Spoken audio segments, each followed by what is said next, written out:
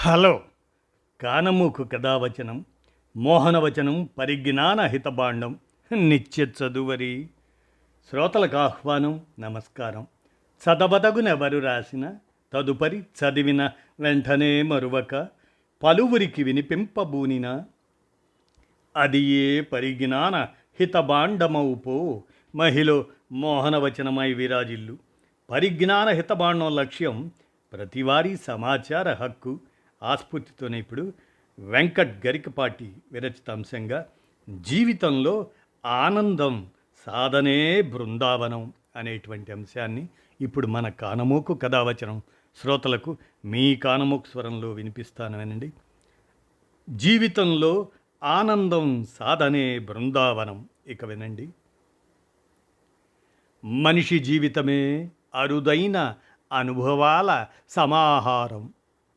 వాటిలో ఆనందాలకు పొంగిపోకుండా, బాధలు వచ్చినప్పుడు కుంగిపోకుండా స్థితప్రజ్ఞతతో ముందుకు సాగాలి. అది సాధ్యమా అంటే సాధనతో సాధ్యమేనని చెప్పవచ్చు. కొంతమంది తమకు జీవితంలో ఎలాంటి ఆనందము లేదని వాపోతూ ఉంటారు. చిన్న చిన్న కష్టాలకే అంతులేని ఆవేదనకు గురవుతుంటారు. అది సరికాదు. ఆనందం అనేది మన హృదయంలో వెల్లివిరిసే భావ పరంపరలో ఉంటుంది. ఆనందంగా ఉన్నాను అనుకుంటే సదా హృదయోల్లాస భావనలోనే ఉంటాం. మనస్సు పొందే అపురూప యోగం ఆనందం. పసిపాపల నవ్వుల నుంచి చూడ చక్కటి పువ్వుల వరకు చూసే ప్రతి దృశ్యంలో, ప్రతి అనుభూతిలో దాన్ని పొందవచ్చు. సదా ఆనందానుభూతిలో జీవించటం ఎలాగో అన్నమయ్య ఓ కీర్తనలో చెప్పాడు. ఆడరో పాడరో ఆనందించరో హరిరక్షకుడై అందరికుండగా అన్న పదకవితా పితామహుడి మాట అందరికీ అనుసరణీయమైన బాట. జీవిత పర్యంతం మనం కలిసే వ్యక్తులతో ఆనందంగా గడపగలగాలి. అదో అలవాటు కావాలి. అందుకుగాను అవసరమైన అంశాలు కొన్ని ఉన్నాయి. అవేమిటంటే అందులో ప్రధానమైనవి ఉన్నదాంతో తృప్తి పొందటం, అసూయను వదిలేయడం. వస్తు సంపదలన్నీ మనిషి సృష్టించుకున్నవే. వాటి రాకపోకలన్నీ తాత్కాలికమేనన్న అవగాహన మనలో ఉండాలి. అప్పుడే వాటి కోసం వెంపర్లాడిపోకుండా సంతృప్తిగా జీవించటం సాధ్యమవుతుంది. అలా కాకుండా పక్కవాడికి ఉన్న భవనాలు, సంపదలు మనకు లేవు అన్న ఆలోచనకు లొంగిపోతే మిగిలేది బాధే. అదే భావనలో కూరుకుపోతే అందుబాటులో ఉన్న ఆనందాన్ని కూడా అనుభవించలేని దుస్థితి, దుర్గతి మిగులుతుంది. అటువంటి స్థితిలో మనం ఆర్జించింది ఏదైనా నిరర్థకమవుతుంది.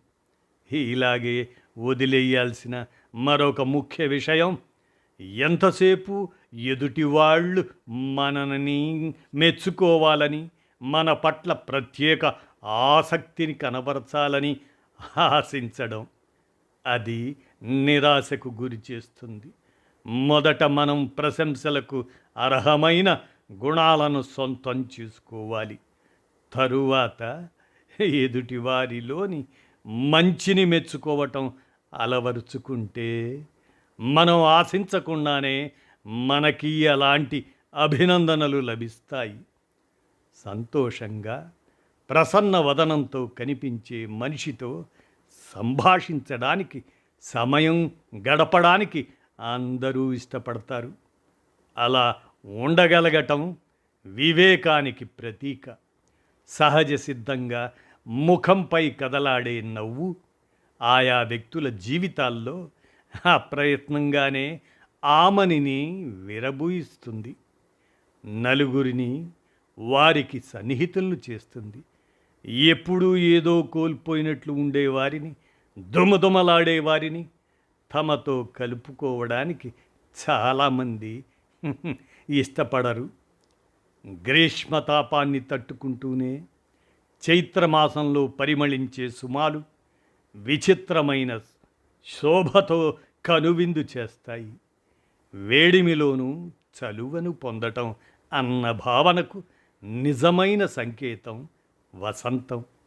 అదేవిధంగా మన జీవితంలో ఎదురయ్యే కష్టనష్టాలను మనోనిగ్రహంతో తట్టుకుంటూ సంతృప్తితో సాగితే సంతోషం సదా మన సొంతమవుతుంది. నవజీవనానికి బాటలు వేస్తూ బృందావనం ముంగిటనే సాక్షాత్కరిస్తుంది అని అంటూ వెంకట్ గరికపాటి అందజేసిన జీవితంలో ఆనందం సాధనే బృందావనం అనేటువంటి ఈ అంశాన్ని మన కానమోకు కథావచనం శ్రోతలకు మీ కానమోకు స్వరంలో ఆనందం ఆర్ణవమైతే వినన్నారుగా. ధన్యవాదాలు.